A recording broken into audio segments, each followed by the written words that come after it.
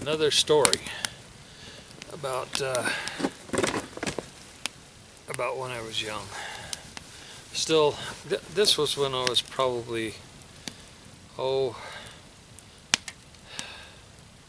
about 10 years old.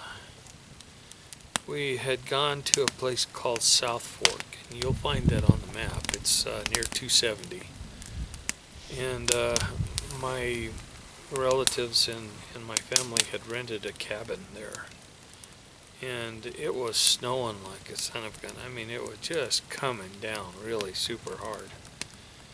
But I wanted to go fishing, so I bundled up and grabbed my fishing pole and went out. The pond wasn't very far away from the cabin, but I was the only one that went out. And I went down to this pond, and I was given specific instructions not to leave the side of the cabin. And so I was fishing in the pond, and I started catching fish. I had several trout and so forth.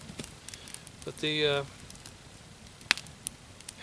snow just kept coming down, and all of a sudden I heard this big, tremendous crash.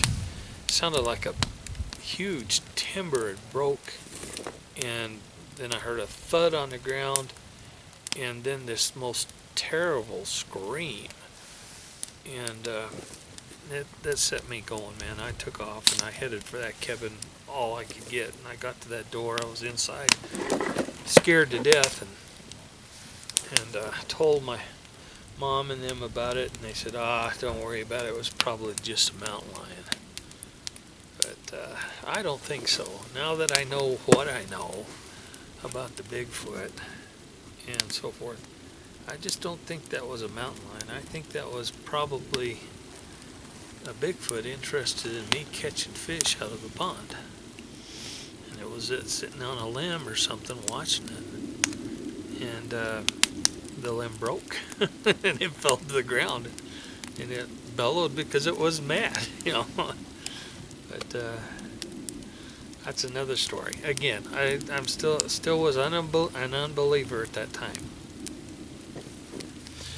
Another story. This happened after the event that caused me to believe in Bigfoot.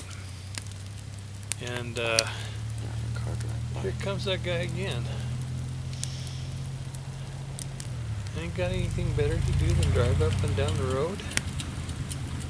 It's not. Anyway, it was when I had my Mogollon Monster trailer, the big square white one. And it was after the first couple of times that I had went to use it. And this is one of those things where if it's not on video, then nobody thinks it happened or it didn't happen.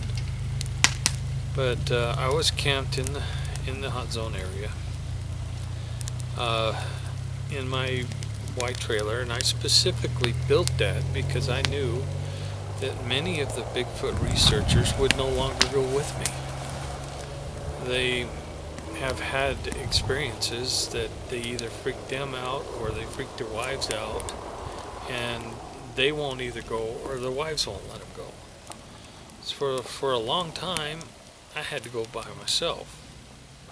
So I took my trailer, and I figured as long as I stayed in the trailer I'd be safe.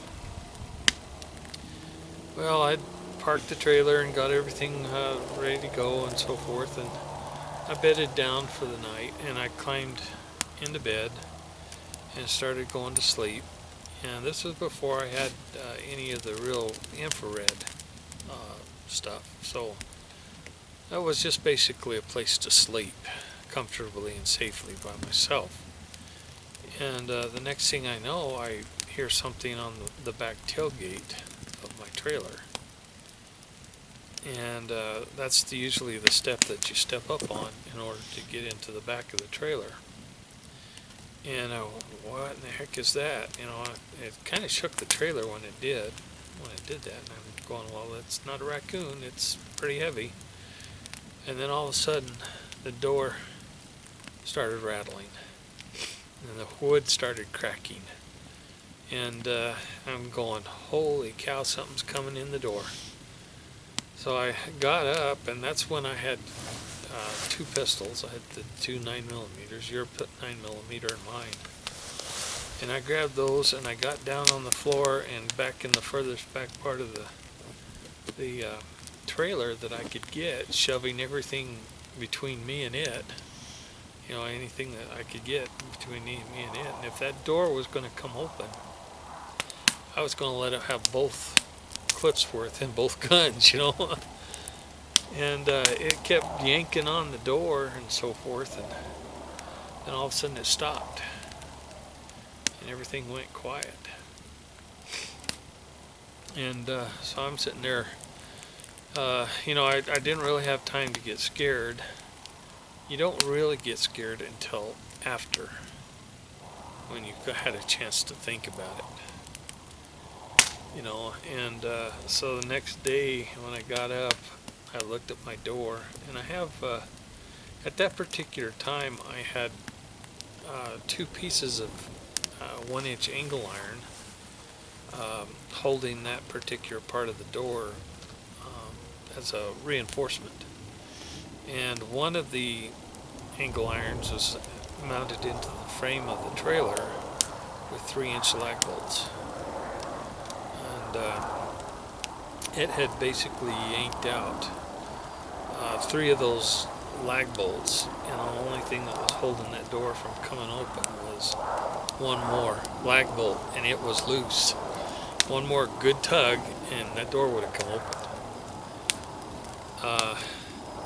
As to what it was, don't know. But whatever it was, put some scratch marks down the back of the trailer that are still there. You know? So, yeah, whatever it was not happy at me. And then when it yanked on the door several times and it didn't come open, I think it just figured that was enough and then left, you know. So that was a spooky time. That's one of the things that never made it on video. Never, you know. And if I tell this story, which people are going to see, they're going to say, "Oh, come on," you know, because it's not on video. You know, it didn't happen. So it did happen.